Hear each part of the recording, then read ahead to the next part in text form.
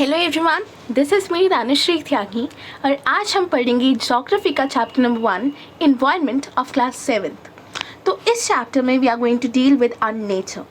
तो इस चैप्टर में हम बेसिकली ये पढ़ेंगे कि हम ह्यूमंस अपने नेचर को कैसे एक्सप्लॉइट कर रहे हैं, हर दिन कैसे डिफॉरेस्टेशन बढ़ता जा रहा है और इससे हम अपने आप को ही नुकसान पहुंचा रहे हैं। तो इस चैप्टर में we are going to see that how we can prevent our nature from being exploit. तो इस चैप्टर में मैं आपको पूरी एनसीईआरटी की लाइन बाय लाइन एक्सप्लेनेशन बताऊंगी। तो if we are going to see the overview of this chapter, तो मैं आपको बता देती हूँ कि हम पहले इस चैप्टर में यहाँ इन्वायरमेंट का मतलब समझेंगे कि व्हाट इज़ एक्चुअली इन्वायरमेंट। उसके बाद हम देखेंगे कि what are the biotic and abiotic components. Then we are going to see about natural environment in which we are going to deal about ecosystem and many other things. उसके बाद हम करेंगे at the last human environment and then we'll end this chapter. मैं आपको इस chapter की line by line explanation दूंगी, NCERT के हर शब्द का आपको meaning समझाऊंगी because we all know reading NCERT is really very important. Okay, so without wasting any much more time, let's get started. तो स्टार्ट करते हैं। After the long vacation, when Ravi started going to school again, he noticed that the only playground next to his school was dug up. People said that a huge building with many flats will be constructed there. Ravi was almost in tears when he realized that the big playground with its soft grass, marigolds and butterflies is gone forever. He shared his feelings with his classmates. In the assembly, the principal too sadly observed, see how our environment is changing. So this line is very important here. See how our environment is changing. Okay, तो यहाँ हम अभी ये समझेंगे कि the boy named Ravi वो अपनी vacations के बाद स्कूल वापस जाता है तो वो रास्ते में ये दिखता है कि जो उसके प्लेग्राउंड है जहाँ पर वो हर दिन खेलता है अपनी दोस्तों के साथ, अपने फ्रेंड्स के साथ, वो जो उसका एक प्लेग्राउंड है जहाँ पर उसने इतनी मस्ती करी, वो playground is going to dug up. That means ये उस प्लेग्राउंड पर खुदाई हो रही थी, यानी अब वहाँ कोई big flats will be constructed there. तो जब रवि को ये पता चला कि his playground is no more, then of course he was in very tears, he was like crying when he realized that his big playground is gone forever. He shared his feelings with his classmates. तो उसने ये बात जब अपने classmates को बताई तो उसे बहुत दुख हुआ, right? उसके friends को भी हुआ of course. दो assembly में जब प्रिंसिपल ने भी ये देखा कि the playground next to our school is dug up. So basically जब ये प्रिंसिपल को भी देखा, प्रिंसिपल ने भी ऑब्जर्व किया, तो प्रिंसिपल ने कहा कि see how our environment is changing. So this line is important because this tells that हमारा जो इन्वायरमेंट है वो हर दिन चेंज हो रहा है। लेट्स टेक आपके आसपास कोई भी बिल्डिंग्स हैं, कोई भी प्लेग्राउंड्स हैं, तो वो ज़्यादातर कभी पेड़ कट जाते हैं या फिर वहाँ कुछ बन जाता है। लेट्स टेक एन एग्जांपल, मैं ग्रेटर नोएडा में रहती हूँ जहाँ पर पहले बहुत ज़्यादा एफॉरेस्टेशन था, बहुत सारे पौधे and like big forest were there, jungles were there, but अब वो सारे जंगल को काट के यहाँ बिग सोसाइटीज़ बन गई। So this is a way we can tell that yes, our environment is changing day by day. हमारा जो environment है वो change होता जा रहा है। हर दिन you will see कि कोई tree कट रहा है, कोई tree plant भी हो रहा है, but ज़्यादातर we see that deforestation is taking place. Pollution is also harming our environment. Okay, तो ये line I guess आप सबको समझ आ गई होगी। तो अब हम आगे चलते हैं। In the class, Ravi asks his teacher, "What is environment?" "Whatever you see in your surroundings," said the teacher. So now Ravi asks a very good question to his teacher, that is कि ma'am ये environment का मतलब क्या है? Like what is the meaning of environment? So ma'am said that whatever you see in your surroundings, this line is very important, and whatever I am underlining, you should also underline it with a pencil in your book so that it is going to help you when you're revising this chapter. Okay? So whatever you see in your environment, said the teacher. So the teacher said that, okay, you don't know what is environment? I will tell you that जो भी आप अपनी surroundings में देख रहे हो, everything that you are seeing in your surroundings is environment. Right. Let's take, अगर मैं अपनी सराउंडिंग में क्या देख रही हूँ, अगर मेरे आसपास if I am seeing some of the plants in my house, some chairs, some table, like my humans, like my family also I am seeing, so that is environment. Okay, so whatever you see road, you see forest, you see you see cars, you see many things, and that all consist of environment. environment का मतलब सिर्फ पौधे नहीं है या पेड़ नहीं है. environment का मतलब है जो भी आप अपनी सराउंडिंग्स में इस समय देख रहे हो, इस समय ऑब्जर्व कर रहे हो, that is environment. Ravi, okay, ये बात समझ आ गई. Now we'll go ahead. Ravi thought aloud. That means the school building, tables, chair in the classroom, even the open field, the road, the garbage, my friends, all are parts of our environment. Yes, very important. So Ravi ने कहा, ये जो मैं line important कर रही हूँ इसको मैं लिख देती हूँ. It's important. Okay. So now here Ravi is saying that means everything which I am seeing like my school building, tables, chairs, classroom, उसके friends, open field, garbage also, that consists of environment. The teacher said yes, but wait, some objects are created by nature. For example, mountains, rivers, trees, animals. Others are made by people. For example, roads, cars, and clothes, books. Okay, so here also it's very important. The teacher is saying that we can categorize these things. So some objects are created by nature, like for example your mountains, rivers, trees, animals, and others by people. So of course we know that there are some things which are man-made and there are some things which we have obtained from the nature, which are the free gifts that we say. Okay, so जो nature ने हमें दिया है, जो God gifted है, that is your natural things, right? Natural things in the environment. But जो आपने खुद बनाया है, हमने roads खुद बनाई हैं, right? हमने रोड्स के अलावा हमने क्लोथ्स बनाए हैं, बुक्स बनाई हैं, टेबल्स बनाए हैं, चेयर्स बनाए हैं. ये सारी चीज़ें क्या हैं? ये मैन मेड हैं, ये आर्टिफिशियल सोर्स है. तो यही बात यहाँ टीचर कह रही है कि इन्वायरमेंट में जो भी हमें दिखता है हम उसको कैटेगराइज कर सकते हैं into the man made things and the nature obtained things. Okay बच्चा, आपको समझ आ रहा है? That's nice. Okay, I hope that I am well-being in explaining you the things, although this is my first video, so please keep supporting me. So let's get started. Okay, now work in pairs. Make a list with your classmates sitting next to you of the creations of nature and by human beings. So of course अब तो हम class में है नहीं due to the COVID pandemic, but यहाँ हमें समझ आ रहा है कि इसमें क्या लिखा है, कि हमें ये चीज़ें देखनी है कि हमारे इन्वायरमेंट में, हमारे आसपास में कौन सी चीज़ें मैन मेड है और कौन सी nature made. So this is your homework. अब कंटिन्यू करने से पहले ये जो आपको ब्लू बॉक्स में जो इन्फॉर्मेशन दी है ये हम पढ़ लेते हैं, because this is also very important. Environment मैं आपको बता देती हूँ कि मैं कहाँ पढ़ रही हूँ, so that you can follow me guys. Just a minute. Yes, so environment में यहाँ पढ़ रही हूँ, ये जो ब्लू लाइन्स हैं यहाँ. Okay, environment is our basic life support system. It provides the air we breathe, the water we drink, the food we eat, and the land where we live. How do humans modify this natural environment? So यहाँ हम ये पढ़ रहे हैं कि environment of course हमारा basic life है, हमारी necessity है.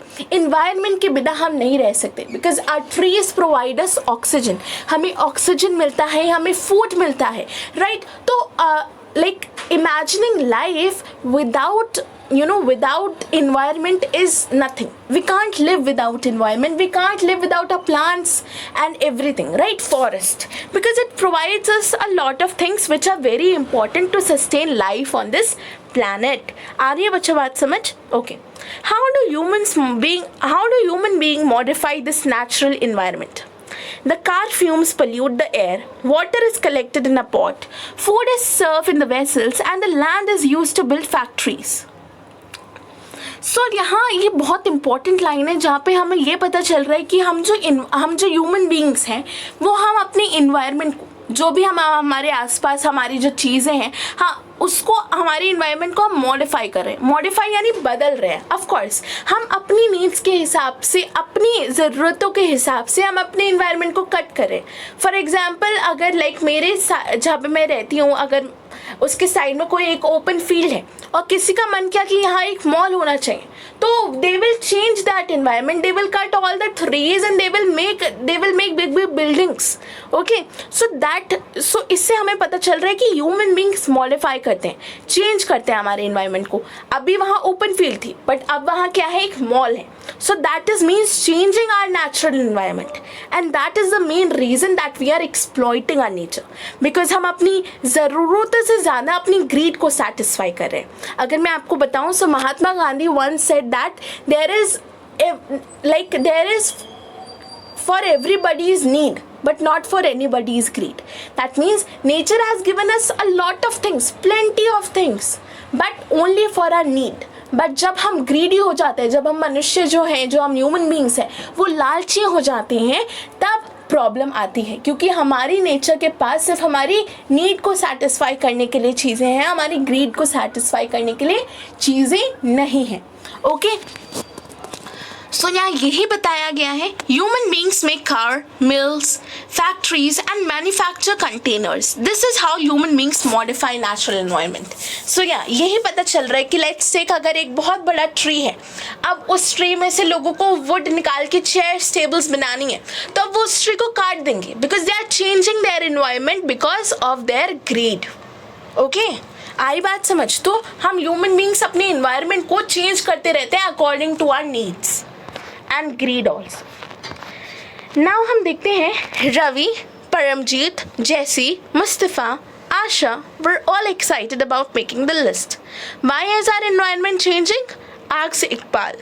It is all because of our needs. अभी मैंने आपको यही सेम चीज़ बताई कि हमारा environment change क्यों हो रहा है, because हमारी needs की वजह से. Very important. ठीक है, because of our needs, ठीक है, because of our needs we humans are changing our environment. ठीक है, लेट्स टेक, यहाँ एक ट्री था, अब now that tree is like हमने उस ट्री को ही निकाल दिया बिकॉज हमें उसमें क्या, हमें उससे अपनी चेयर्स बनानी है, टेबल्स बनानी है. हम अपनी नीड को सेटिस्फाई करने के लिए अपने एनवायरनमेंट को चेंज कर रहे हैं. Okay, so that is very important to understand. तो ये it is because of our needs वाला जो थिंग है ना, यहाँ इट्स वेरी इंपॉर्टेंट. तो आपको एक क्वेश्चन भी आ सकता है कि why are environment is changing. So you need to write like to satisfy our needs we humans are changing और modifying our natural environment. Okay, आगे बढ़े. If you have any doubt regarding this chapter, you can just like comment down in the comment section and I would be love to clear your doubts and also please give the feedback because this is the first video and I know कि कुछ voice का issue भी हो सकता है, कुछ मेरी बात like कुछ समझ भी नहीं आ रही होगी. I can completely understand but this is a moment where I need support. Okay, so please आप मुझे सपोर्ट करो. अगर आप 7 के बच्चे हो तो आप बहुत छोटे हो. आई गेस अगर आपको मेरी बात समझ आ रही होगी तो please do like and share. Okay, that's great. So यहाँ ये जो आपको एक चार्ट दे रखा है ना, ये इट्स वेरी इंपॉर्टेंट. मैं थोड़ा सा ऐसे कर देती हूँ so that you can see this chart. So यहाँ हमें बताएं कि कंपोनेंट्स ऑफ आवर एनवायरनमेंट. ये अभी हमने किया कि हमारा जो एनवायरनमेंट है वो 2 टाइप्स में डिवाइड हो सकता है, एक तो नेचुरल जो है और एक ह्यूमन बींग्स. तो अगर मैं नेचुरल को थोड़ा जूम आउट करूँ तो नेचुरल में क्या है, ऑफकोर्स एयर है, वाटर है, लैंड है, लिविंग थिंग्स है. ओके, तो एयर को हम कहते हैं एटमॉस्फेयर, वाटर को हाइड्रोस्फेयर, लैंड को लिथोस्फेयर एंड लिविंग थिंग्स को बायोस्फेयर.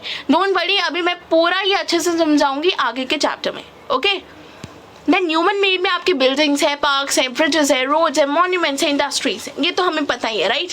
और ह्यूमन एनवायरनमेंट जो अभी हम इस चैप्टर में पढ़ेंगे उसमें ह्यूमन में इंडिविजुअल है, उसकी फैमिली है, कम्युनिटी है, रिलीजन है, एजुकेशन है, इकोनॉमिक है, पॉलिटिकल सिचुएशन है. ठीक है, okay. Where we have led the chapter, it is all because of our needs. They are increasing day by day.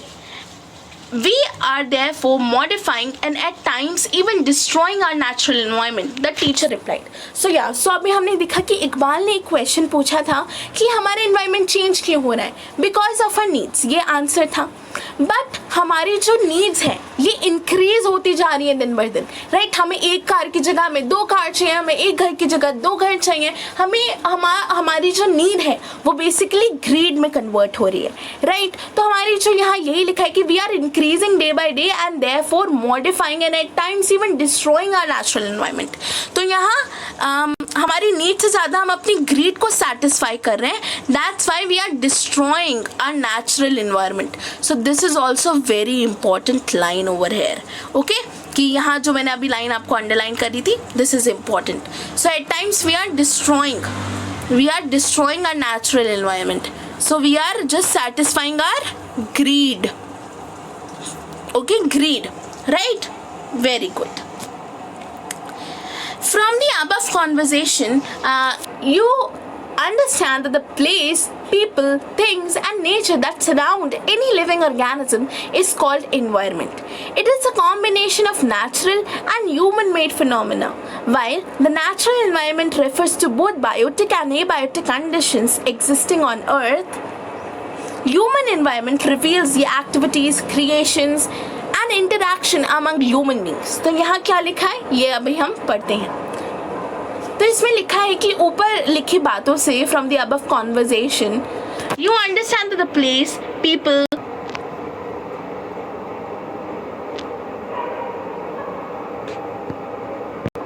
तो यहाँ यही लिखा है कि environment का मतलब क्या है. So everything that surround us, right, the human, the people, the things that surround us, जो भी हमें सराउंड कर रही है उन्हें हम क्या कह सकते हैं कि दीज आर दी एनवायरनमेंट.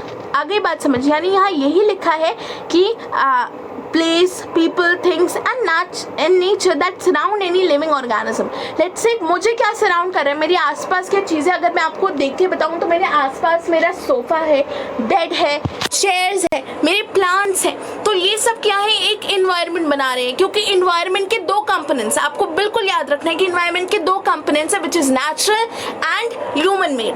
तो नेचुरल इन्वायरमेंट को हम कहते हैं बायोटिक. ओके, सो यहाँ लिखा है the natural environment refers to biotic and the like you know the natural environment is basically biotic.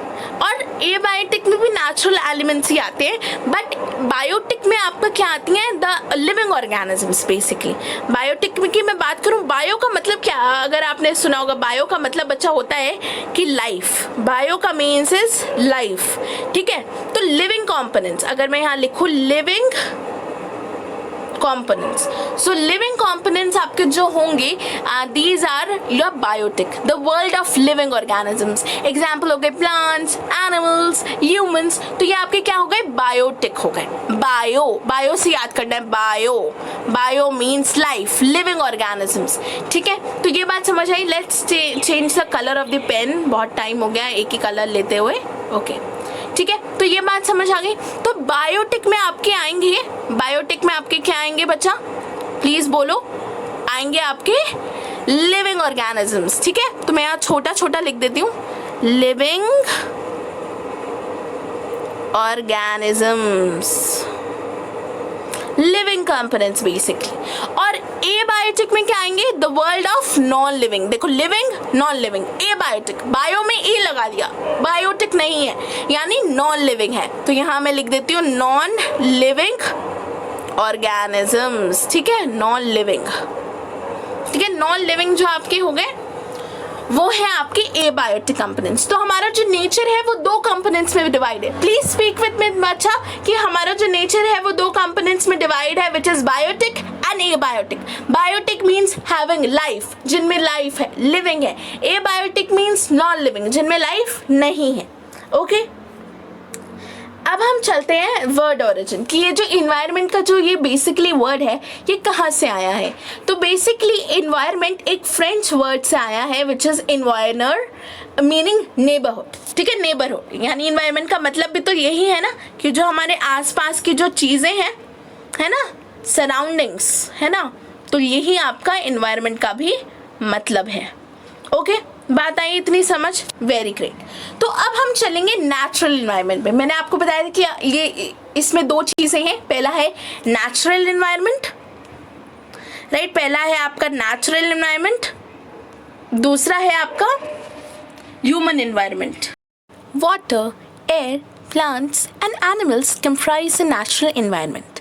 तो ये तो हमें पता है कि नेचुरल इन्वायरमेंट में क्या क्या चीज़ें आती हैं। ऑफ कोर्स आपका land, water, air, plants, animals, ये हमारा नेचुरल इन्वायरमेंट है जो हमें नेचर से मिला है। You are familiar with the meaning of lithosphere, hydrosphere, atmosphere and biosphere. तो हमें ये तो अपनी प्रीवियस क्लासेस से पता ही है कि लिथोस्फेयर का मतलब होता है लैंड, हाइड्रोस्फेयर का मतलब होता है वाटर और एटमॉस्फेयर का मतलब होता है एयर। तो जब ये तीनों चीज़ें जैसे मीन्स लैंड, वाटर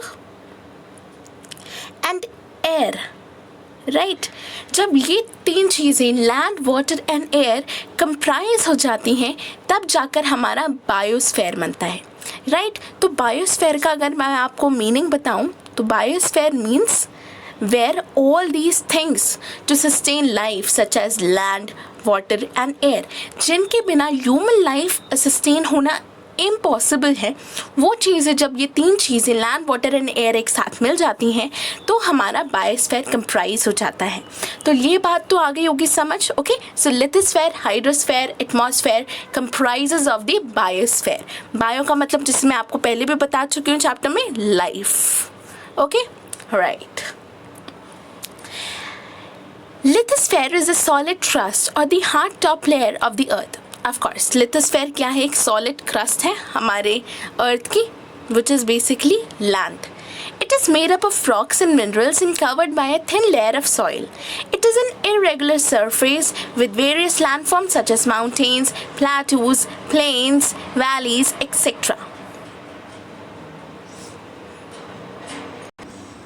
तो लिथोस्फेयर में ऑफ कोर्स एक हमारा लिथोस्फेयर एक सॉलिड क्रस्ट है जिसकी टॉप लेयर और जो थिन लेयर है वो सॉइल से भी कवर्ड है। एक ये इरेगुलर सरफेस है। तो यहाँ ये जो लाइन है, it's an irregular surface with various land forms such as mountains, plateaus, plains, valleys etcetera is important. तो ये line you need to mark down in your NCERT because it is important. Land forms are found over the continents and also on the ocean floors. तो यहाँ हमें ये बता रहे हैं कि जो हमारा लिथोस्फेयर है यानी जो हमारे लैंड है वो एक इरेगुलर सरफेस है। कैसे इरेगुलर सरफेस है? बिकॉज हमारा लैंड हर जगह सेम नहीं है, राइट। कहीं आप देखोगे कि प्लेन एरिया है, कहीं माउंटेन्स हैं और कहीं आपके प्लेटूज़ हैं। तो कहीं प्लेन एरिया है, कहीं माउंटेन्स है, कहीं प्लेट्यूज़ हैं। So this is basically referring as irregular plain कि हमारा ये जो लिथोस्फेयर लैंड है ये एक इरेगुलर प्लेन है। तो ये बात इट्स वेरी इंपॉर्टेंट। तो अगर मैं आपको एक्स्ट्रा नॉलेज दूँ तो हमारा जो लैंड फॉर्म है वो 3 पार्ट्स में मोस्टली डिवाइडेड है, which is land then your land हमारा कुछ 3 पार्ट्स में डिवाइडेड है। I am so sorry. Land is divided into 3 parts which is basically your plain area, then your plateaus and mountains. तो land का जो plain area वाला जो ये पार्ट है this is important because you know land का ये जो प्लेन एरिया वाला पार्ट है it is basically somewhere around like 33% if I am not wrong. So it's somewhere around like 33%। Then हमारा जो माउंटेन एरियाज़ हैं वो कुछ 30% अराउंड है और हमारा जो प्लेट्यू एरिया है वो 27% अराउंड है। तो हमें पता है कि हमारा जो प्लेन एरिया है वो किस लिए इम्पोर्टेंट है, माउंटेन्स की क्या क्या इम्पोर्टेंस है और आपकी प्लेट्यूज़ की क्या इम्पोर्टेंस है। तो अगर मैं आपसे पूछूं कि लैंड की क्या इम्पोर्टेंस है तो ऑफ कोर्स लैंड हमारे एग्रीकल्चर को सपोर्ट करता है, वेरियस इंडस्ट्रीज़ को सपोर्ट करता है, ट्रांसपोर्टेशन को सपोर्ट करता है, राइट। और वेयर एज अगर मैं आपसे पूछूं कि माउंटेन्स का क्या लाइक इम्पोर्टेंस है तो ऑफ कोर्स माउंटेन एक हमारे हेरिटेज का काम करता है, right. We all go like to mountainous areas, right, for enjoying and ecological के लिए बेसिकली बहुत इंपॉर्टेंट है हमारा माउंटेन। देन प्लेट्यूज़ का क्या इम्पोर्टेंट है क्या इंपॉर्टेंस है? तो प्लेट्यू का बेसिकली इंपॉर्टेंस यही है कि it provides us the mineral, right? बहुत सारे मिनरल्स आपको कहाँ से मिलते हैं? प्लेट्यू से. तो minerals is very important, right? So important minerals जो हैं हमारे लिए वो हमें प्लेट्यू से ही मिलते हैं. ये बात आ गई, बात समझ? That's great. तो अब हम आगे बढ़ते हैं. Okay. Lithosphere is a domain that provides us forests, grasslands for grazing, land for agriculture, and human settlements. It is also a source of mineral wealth.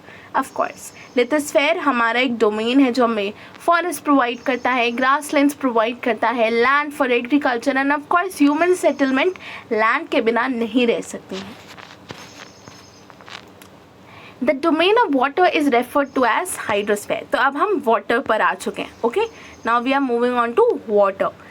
Comprises various sources of water and different types of water bodies like rivers, lakes, seas, oceans, etc. It is essential for all living beings. Of course, we all know कि हम पानी के बिना, hydrosphere के बिना, water bodies के बिना life को सस्टेन नहीं कर सकते हैं. Moving on to the last, which is the atmosphere. Atmosphere is a thin layer of air that surrounds the earth. And the gravitational force of the earth holds the atmosphere around it. It protects us from the harmful rays and scorching heat of the sun. It consists a number of gases, dust and water vapor. The changes in the atmosphere produce changes in weather and climate. तो यहाँ हमें atmosphere के बारे में बताया है. तो यहाँ हमें एटमॉस्फेयर के बारे में ये बताया है कि atmosphere, what is atmosphere? So atmosphere is a thin layer which surrounds our earth. Let's take this is my earth. For example, this is my earth and there is a thin blanket, right, which surrounds our earth. So this is basically atmosphere. It surrounds our earth. So it's a thin layer and atmosphere is made up of different gases like oxygen, carbon dioxide, carbon monoxide, nitrogen, methane, ethane. Very important gases are there. Dust particles are there. तो हमारी atmosphere हमें बहुत सारे important कामों में help करती है. तो हमें सबसे पहले हमारी जो एटमॉस्फेयर है वो हमें प्रोटेक्ट करती है from the harmful UV rays of the sun, of course, and scorching heat. Of course scorching यानी बहुत ज़्यादा हीट जो होती है जो सन की, उससे भी हमें एटमॉस्फेयर प्रोटेक्ट करती है. ऑफ कोर्स अभी मैंने आपको बताया है कि atmosphere consist of a number of gases, dust and water vapour. The changes in atmosphere produce changes in weather and climate. तो ऑफ कोर्स हमारे एटमॉस्फेयर में अगर कुछ चेंजेस होती हैं तो वो हमारे वेदर और क्लाइमेट में भी उसका चेंज दिखता है, राइट? अगर लेट्स टेक एटमॉस्फेयर में आपकी कार्बन डाइऑक्साइड की मात्रा ज़्यादा हो जाती है तो ऑफ कोर्स ज़्यादा हीट प्रोड्यूस होगी, ग्लोबल वार्मिंग ज़्यादा हो जाएगी. So this like it's important to understand कि यहाँ क्या बता रहे हैं कि अगर हमारे एटमॉस्फेयर में कोई चेंज होता है तो ऑफ कोर्स उस चेंज का असर हमें हमारे वेदर और क्लाइमेट में भी देखने को मिलता है. Okay, right. Plant and animal kingdom together make biosphere or the living world. It is a narrow zone of the earth where land, water and air interact with each other to support life. So as I have already told you, so please underline this line because it is important. So here what is basically telling that when these three essential things which are very important to sustain human life, like you know the land, water and air, जब ये तीनों आपस में मिल जाते हैं और interact करते हैं तब हमारा बायोस्फीयर बन जाता है, यानी लिविंग वर्ल्ड बन जाता है. तो अगर आप सोचो कि सिर्फ अर्थ पे ही हमारी लाइफ क्यों सस्टेन हो सकती है, लाइफ क्यों और प्लैनेट्स पे सस्टेन नहीं हो सकती, because the only reason is that because there ये जो आपका लैंड है, वाटर है और एटमॉस्फेयर है, वो तीनों चीज़ें एक जगह पर प्रेजेंट नहीं है. अगर मैं मार्स की बात करूँ, लेट्स टेक एन एग्जाम्पल, तो मे बी वहाँ लैंड है बट वहाँ एटमॉस्फेयर या हाइड्रोस्फेयर, वाटर नहीं है, वहाँ एयर नहीं है. तो ये तीन चीज़ें which are essential for the all living organisms to survive और टू सस्टेन, जो है आपका लैंड, वाटर एंड एयर, वो सिर्फ हमें अर्थ पे मिलता है. That's why earth is a living planet. Okay, ये बात समझ में आई?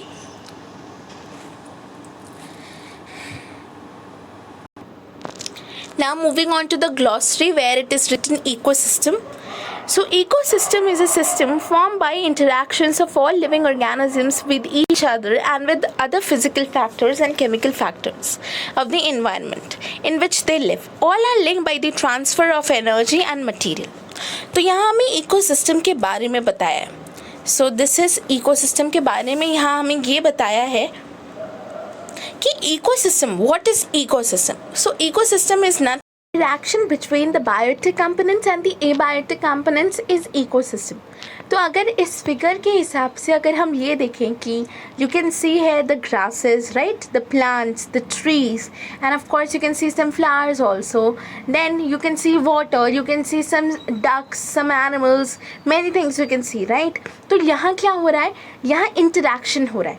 कैसे टाइप का interaction, let's get see. So interaction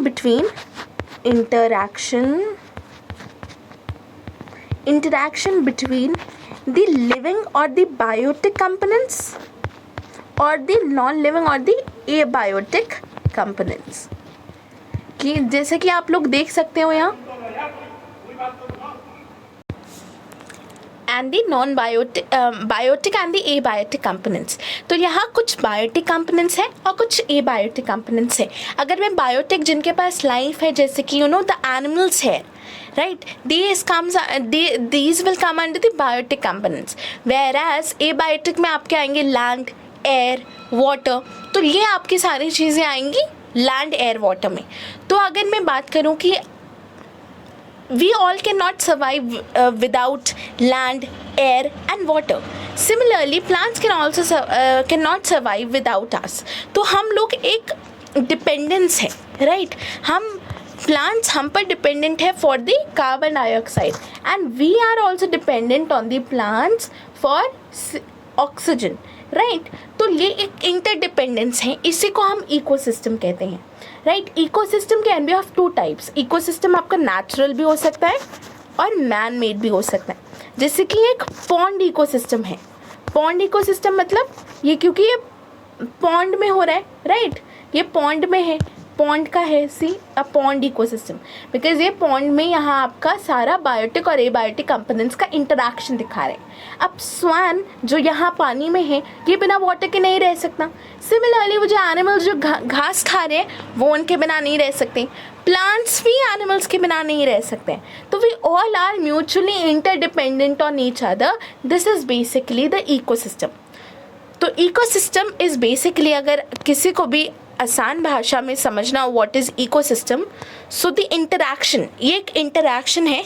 interaction, I am writing it here, interaction between the non living and the living components, between non-living and the living components, or biotic and the abiotic components, non-living or the living components.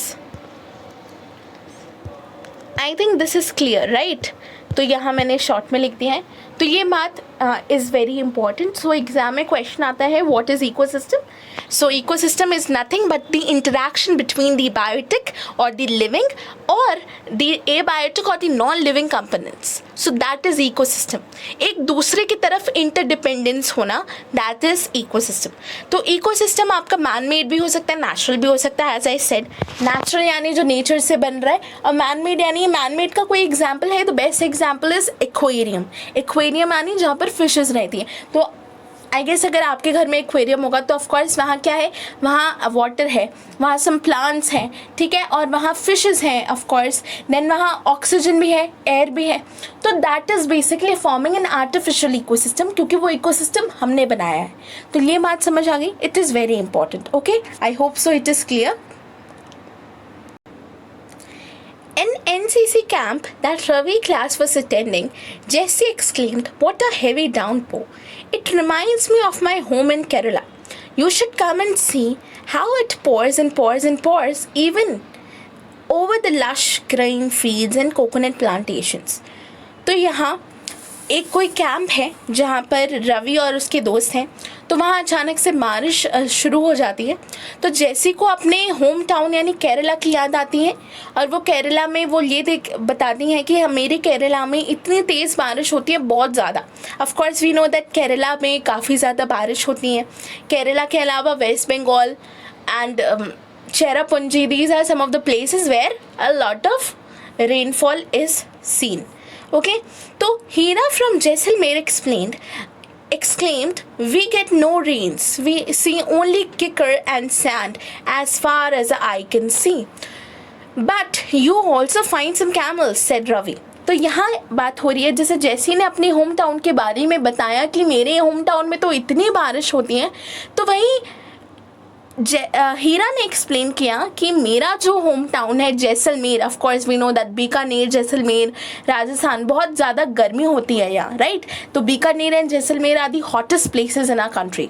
तो वो जैसलमेर से belong करती हैं। And then Heera said कि मेरे home town में तो बिल्कुल बारिश नहीं होती, वहाँ तो बस हमें सैंड, रेत, मिट्टी, यही सब देखने को मिलता है। Of course we know the deserts, the great deserts of our country that belongs to Rajasthan. But Ravi कहते हैं कि वहाँ कैमल्स भी तो होते हैं। या ऑफ कोर्स राजस्थान में कैमल्स तो होते ही हैं। लेट्स गो एट कि और क्या होता है आगे। Hira says, not just camels. If you visit a desert, you will see snakes, lizards, and many too insects. Ravi wondered, why do the animals, the vegetation, and the way people live vary from place to place? Are they related to each other? तो यहाँ रवि के दिमाग में एक बहुत ही अच्छा question आता है। And this question is basically, ये क्वेश्चन है कि Ravi wondered, why do animals, the vegetation and the people live vary from place to place? Of course हमारा जो लोगों का कल्चर है, रहने सहने का तरीका है, राइट, एनिमल्स, वेजिटेशन, सब कुछ चेंज हो जाता है। फॉर एग्जाम्पल आप जैसे कि अभी आप प्लेन एरियाज़ में हो, अगर आप माउंटेन्स में जाओगे तो वहाँ पीपल का कपड़े पहनने का तरीका अलग हो जाएगा, सब कुछ चेंज हो जाता है, राइट। अगर मैं बात करूँ कि हमारे प्लेन एरियाज़ में हमें सिंपल ट्रीज़ देखने को मिलती हैं, राइट, हमें ऐसी ऐसी ट्रीज़ देखने को मिलती हैं। But when we will go to like mountainous areas, तब हमें कुछ ऐसी क्रिसमस टाइप्स की ट्रीज देखने को मिलती हैं। So this is basically vegetation. तो रवि यही कह रहा है कि ऑफकोर्स हमें जो एनिमल्स, हमें जैसे कि कैमल की अभी बात हो रही थी, तो वो राजस्थान में मिलता है। Camel can not be found in the polar regions और in the Siachen glaciers, right. तो ये बात यहाँ बताई जा रही है। देन ऑफकोर्स पोला बियर यहाँ नहीं रह सकता। बहुत सब कुछ चेंज हो जाता है due to the climate and everything. तो रवि इसी बात के लिए बहुत ही ज़्यादा वंडर्ड है कि ऐसा क्यों होता है कि कभी जहाँ कुछ एनिमल्स एक ही जगह पर बिलोंग करते हैं, कुछ वेजिटेशन हमें कहीं कहीं जगह पर मिलती है, पीपल के रहने सहने का तरीका अलग हो जाता है। Of course when you will go to the north east part of a country, वहाँ के पीपल थोड़े अलग हैं हमसे, राइट, उनका कपड़े पहनने का तरीका थोड़ा अलग है। The way people live changes from place to place. अगर आप राजस्थान जाओगे वहाँ आपको थोड़ा अलग दिखेगा, आप अगर यूपी के साइड में रहोगे आपको थोड़ा अलग दिखेगा। सो this is basically the variations जिसकी बात यहाँ रवि कर रहा है। तो रवि यही सोचता है कि ऐसा why this is happening. So this is the question which Ravi is asking here. Okay, are they all related to each other? Oh yes, very much so, the teacher replied. अब टीचर ने रवि के इस क्वेश्चन का answer दिया कि yes, ये ऐसा तुम बिल्कुल ठीक कह रहे हो, और ऐसा क्यों होता है अब मैं टीचर बताएगी। Okay, all plants, animals and human beings depend on there immediate surroundings. Often they are also interdependent on each other. This relation between the living organisms as well as the relation between the organisms and their surroundings form an ecosystem. There could be an ecosystem of large rainforest, grasslands, desert, mountains, lake, river, ocean, and even a small pond. Do you think the park in which Ravi and his friends played formed an ecosystem? Of course. तो यहाँ हमें ये बताया जा रहा है कि teacher इसका आंसर दे रही है कि this is because of the ecosystem. ये किसकी वजह से है? इकोसिस्टम की। अभी जैसे कि मैंने आपको बताया था इकोसिस्टम की, sorry what happened to my spellings today. तो यहाँ टीचर बताती हैं कि ये जो हमारी वेरिएशंस दिखने को मिल रही है हमें, ठीक है, फ्रॉम टाइम टू टाइम अगर हम एक सिटी से दूसरी सिटी जा रहे हैं, एक स्टेट से दूसरे स्टेट जा रहे हैं, तो हमें ये जो वेरिएशंस देखने के लिए मिल रही हैं, this is because the ecosystem. All plants, animals and human beings depend on their immediate surroundings. हाँ, अगर हम एक दूसरे पर डिपेंडेंट है. As I have already told you कि we are dependent on plants, plants are also dependent on us, we are dependent on the animals, animals are also dependent on us. तो ये जो हमारा इमीडिएट सराउंडिंग्स जो है, हमारा ये जो डिपेंडेंसी है, यही वेरिएशंस का कॉज है. क्योंकि जब हम किसी चीज़ पर डिपेंडेंट हैं तभी वहाँ आपकी वेरिएशंस आती हैं. Often they are also interdependent, very important. So this line, as I have already told you, कि we are interdependent on each other. So you need to remember this word, which is interdependent. It's very important because we all are interdependent on our surroundings. हम किस पर interdependent हैं? अपनी surroundings पर. This relation between the living organisms as well as the relationship between the organisms and their surroundings form an ecosystem. तो यहाँ ma'am ने ecosystem ही बताया है, right? There could be an ecosystem of large rainforest, grassland, desert, mountains. हाँ, small pound. तो यहाँ teacher ये बता रही है कि हर जगह इकोसिस्टम है, हर जगह. लाइक रेन फॉरेस्ट हो गए आपके, डेजर्ट्स हो गए आपका, पॉन्ड हो गया, हर जगह रिवर हो गया आपका, हर जगह इकोसिस्टम है. क्योंकि हर जगह बायोटिक और एबायोटिक कंपोनेंट्स प्रेजेंट है और वो लोग एक साथ इंटरडिपेंडेंट हैं, इंटरैक्ट कर रहे हैं, इसलिए इकोसिस्टम बन रहा है. तो यहाँ एक क्वेश्चन भी पूछा है at the end, right? Do you think the park in which Ravi and his friends played formed an ecosystem? Of course, because जो जिस पार्क में वो खेल रहे हैं that is forming an ecosystem. Why? Now you will tell me the answer. Because all the biotic and abiotic components are interacting with each other. ठीक है. Now more to know देखते हैं. Do you know on 5th June every year the World Environment Day is celebrated. So this is very important, right? कि when our World Environment Day is celebrated. So of course you need to remember this, that on 5th June every year our World Environment Day is celebrated. तो glossary में यहाँ लिखा है about barter system. It is a trade in which goods are exchange without the use of money. So you will be like very in shocked और wondered. हाँ, बिना पैसे के भी हम लोग सामान खरीद सकते हैं. ऑफ कोर्स पहले ऐसा होता था बच्चा. पहले के ज़माने में जब हमारे जो पैसे हैं जो आज हम देखते हैं उनका लाइक डिस्कवरी नहीं हुआ था, उनका आविष्कार नहीं हुआ था, तो लोग बार्टर सिस्टम का यूज़ करते थे. यानी अगर लेट्स टेक मुझे राइस चाहिए और मेरे पास मैं शूज़ बनाती हूँ. लेट्स से मुझे राइस चाहिए और मैं शूज़ बनाती हूँ, राइट? और अगर कोई दूसरा बंदा है उसको राइस बेचने और शूज़ चाहिए तो मैं उससे जाकर संपर्क कर सकती हूँ कि प्लीज़ आप मुझे राइस दे दीजिए अपने और मेरे शूज़ ले लीजिए. तो ये बात होती है आपका बार्टर सिस्टम में कि एक गुड्स के बदले आपको पैसे नहीं देने हो बल्कि आप दूसरा गुड खरीद लेते हैं. तो मनी जब पहले नहीं हुआ करता था, ठीक है, तो ये तब की बात है, बहुत पुरानी बात है, तब वहाँ बार्टर सिस्टम चलता था. ऑफ कोर्स इस बार्टर सिस्टम में बहुत ज़्यादा लोगों को परेशानी होती थी. That you will study letter in geography only, I guess. No, sorry, you will study this in economics when you will come in class 10th. Okay, right? So it is a trade in which goods are exchanged without the use of money. मतलब आप अपने things को तो exchange कर रहे हो but आप money का यूज़ नहीं कर रहे हो. ओके, ये बात समझ आ गई कि you are not using the money but you are exchanging your goods. Okay, so that is barter system. Now we have come to our last topic, which is human environment. Okay, so bacha, if you are having any doubt you can just comment in the comment section. I know video काफ़ी लंबा हो चुका है but you know that I have explained each and every line of this chapter. और if you just liked my hard work then you can just appreciate me by putting this like button, by clicking on the like button if you really think that this video has helped you a lot. Okay, तो हम start करते हैं human environment से. Human beings interact with the environment and modify it according to the need. Very very important. ये हमने starting में ही देखा था. ये हमने स्टार्टिंग में ही जब हमने चैप्टर शुरू किया था तब एक क्वेश्चन रवि ने पूछा था कि ma'am why are environment is changing तो हम और मॉडिफाइंग. तब हमने बोला था कि because of our needs, because of the needs of human beings our environment is changing day by day. Right हम अपना इन्वायरमेंट अपनी तरीके से मॉडिफाई करें, मॉडिफाई का मतलब होता है चेंज कर रहे हैं, ठीक है। हम अपनी इच्छा से हमें जो चाहिए हम उसके अकॉर्डिंग हम अपने इन्वायरमेंट को चेंज कर रहे हैं। अगर कल मुझे, जैसे कि मैंने आपको एग्जांपल दिया था, मेरे साइड में एक फील्ड है, मुझे इस फील्ड को उसके सारे पेड़ पौधे काट के एक मॉल बनवाना है, तो वो मैंने क्या किया, अपने इन्वायरमेंट के साथ छेड़खानी ही तो की, because I am just changing my environment just because of my need. And मैं कहूँगी कि ये नीड नहीं है, ये हमारी ग्रीड है। हम बार बार हर जगह अपने फॉरेस्ट को, अपने लैंड को काटते जा रहे हैं, उसको डिप्लीट करते जा रहे हैं और वहाँ बड़ी बड़ी सोसाइटीज़, फैक्ट्रीज एंड मॉल्स बनाते जा रहे हैं, right. So this is not our need, right. ये हमारी नीड नहीं है, हमारी ज़रूरत नहीं है, बल्कि हमारी ग्रीड है, right. We humans are greedy and that is basically harming our environment. और ये हमारे इन्वायरमेंट को नहीं, इनडायरेक्टली हमें ही हार्म कर रहा है, but we humans are so greedy that we can not understand it, okay.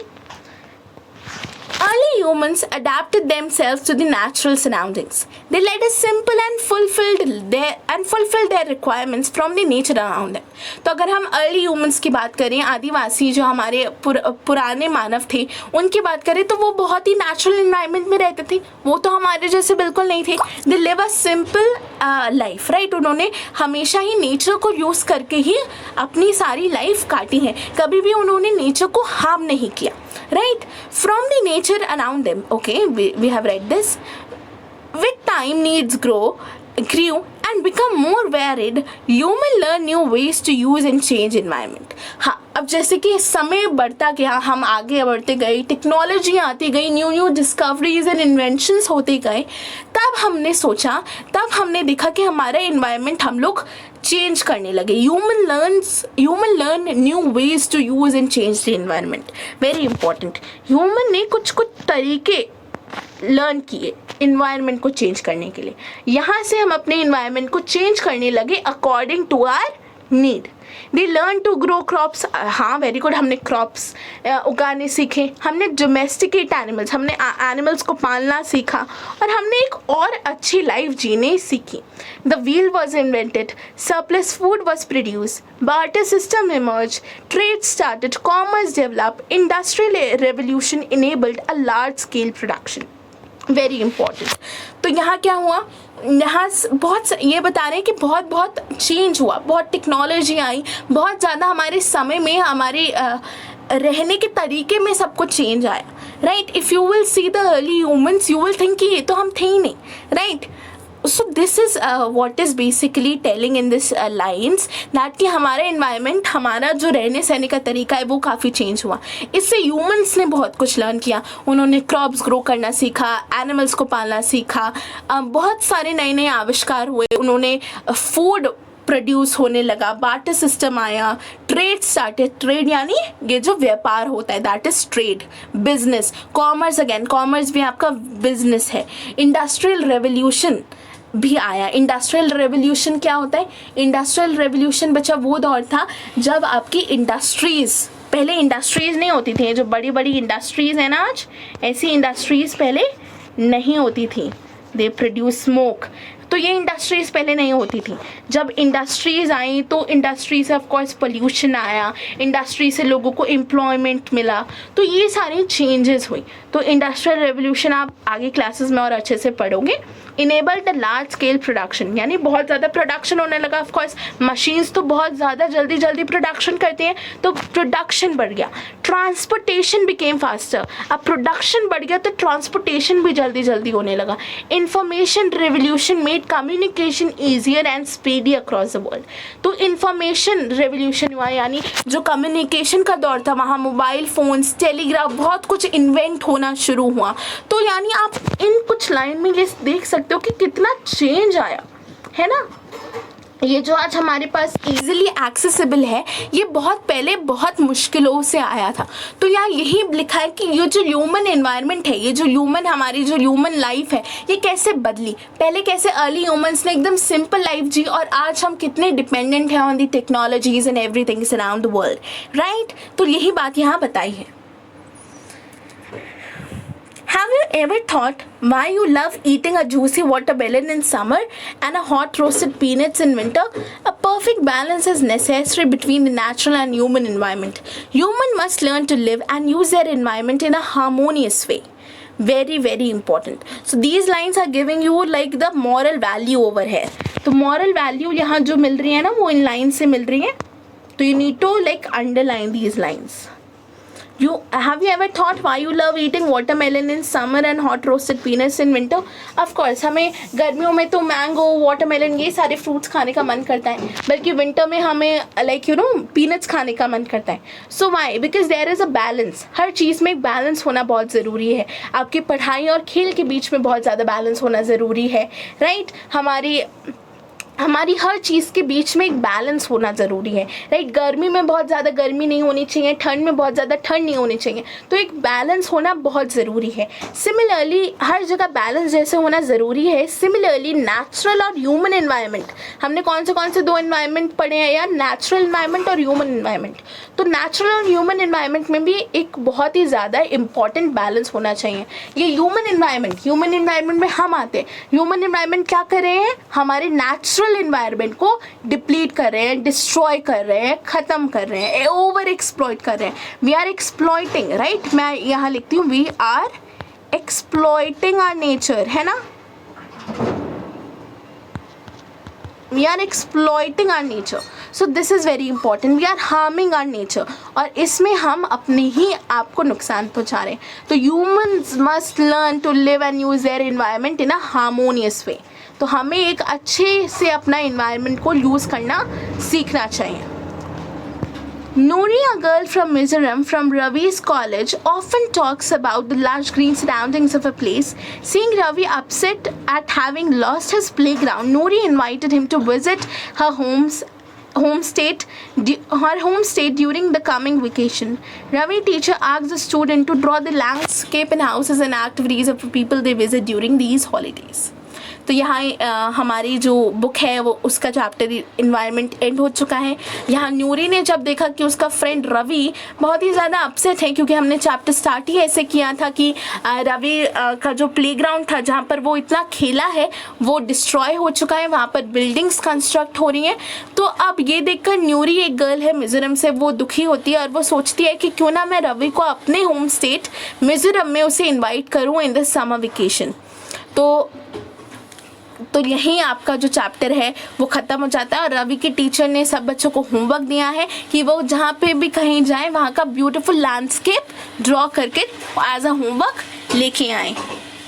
So with this your chapter is completed. I hope कि मैं आपको सक्षम रही सब कुछ अच्छे से बताने में.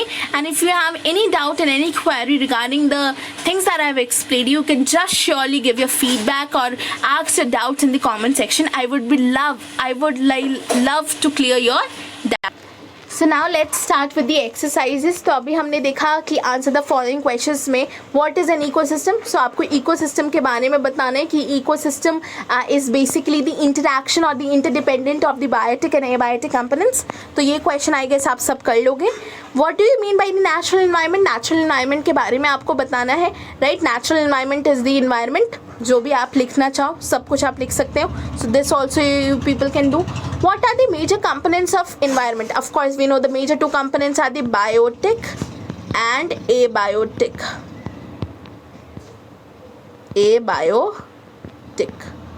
Okay, then give 4 examples of human made environment. Of course you can give so many examples, right?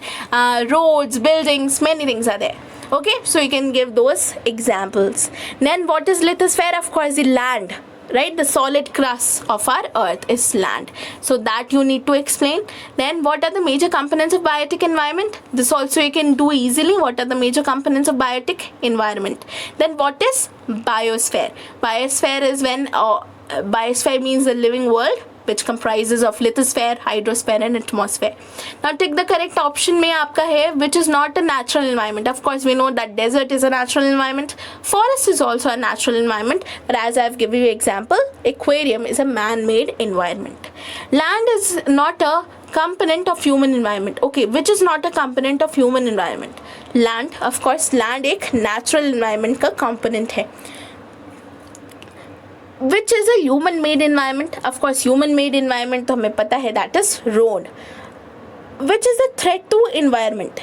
हमारे environment को, what is the threat to our environment? Growing plant, growing population, growing crops. Of course, growing population is again a great threat to our environment. Now match the following है. Biosphere. A biosphere is a narrow zone where land, water and air interact. Then atmosphere is a blanket of air which surrounds the earth. Then hydrosphere is domain of water, and environment is the relation between the organisms and their surroundings. Okay, so with this we have completed the chapter. I'll meet you again with the next chapter. Till you take care, stay safe and keep smiling. Bye bye.